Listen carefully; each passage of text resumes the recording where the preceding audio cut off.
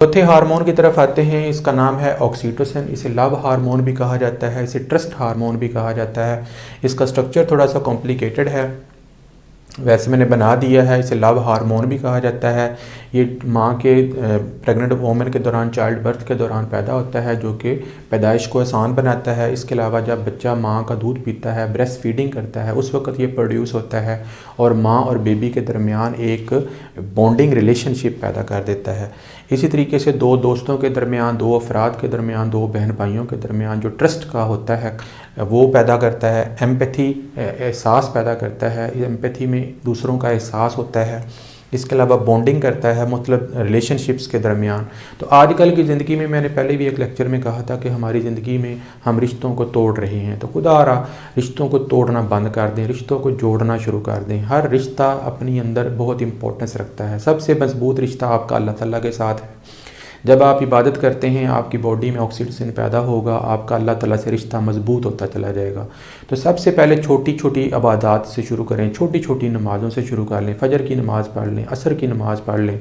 अगर आप किसी और रिलीजन के साथ चलते हैं तो उसके साथ, उसके मुताबिक अपनी इबादत कर लें थोड़ी थोड़ी, और आहिस्ता आहिस्ता फिर आप उसको इनक्रीज़ करते जाएँ तो आपसे अल्लाह ताला का रिश्ता जो है। इसी तरीके से घर में माँ बाप हैं, बहन भाई हैं, दोस्त अहबाब हैं, रिश्तेदार हैं, उनके साथ रिश्ते कायम करें। ये रिश्ते कायम करने वाला हार्मोन है।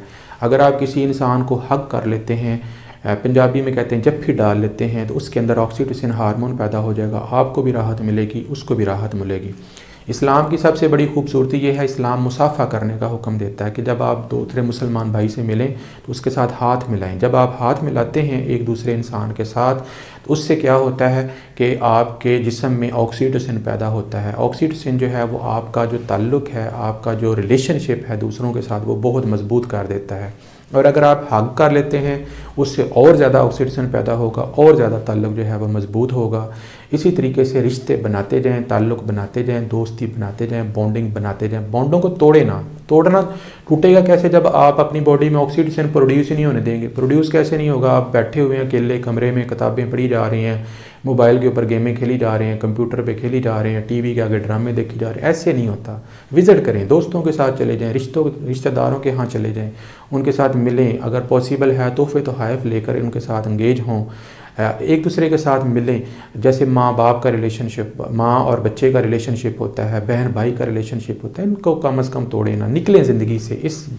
ये बहुत बड़ा अजर वाला काम है। तो ये जो ऑक्सीटोसिन हार्मोन है, मैंने बताया है कि ये बहुत बड़ा खुशी देने वाला हार्मोन है। ये आपके दरमियान एक बॉन्डिंग रिलेशनशिप पैदा कर सकता है। ये रिलेशनशिप मियाँ बीवी का हो, दो दोस्तों के दरमियान हो, माँ बेटे का हो, बाप बेटे का हो, बहन भाई का हो, दोस्ती का हो, हर तरह के रिलेशनशिप को कायम करने में हेल्प करता है।